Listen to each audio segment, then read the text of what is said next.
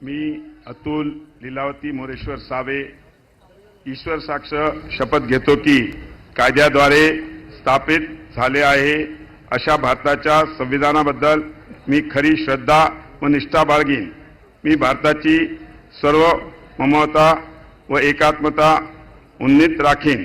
मी महाराष्ट्र राज्याचा मंत्री म्हणून माझी कामे निष्ठापूर्वक व सद्बुद्धीने पार पाडीन आणि संविधान व कायदा यानुसार सर्व तऱ्हेच्या लोकांना मी निर्भयपणे व निपक्षपातीपणे तसेच कोणाच्याही विषयी ममताभाव किंवा आकस न बाळगता न्याय वागणूक देईन।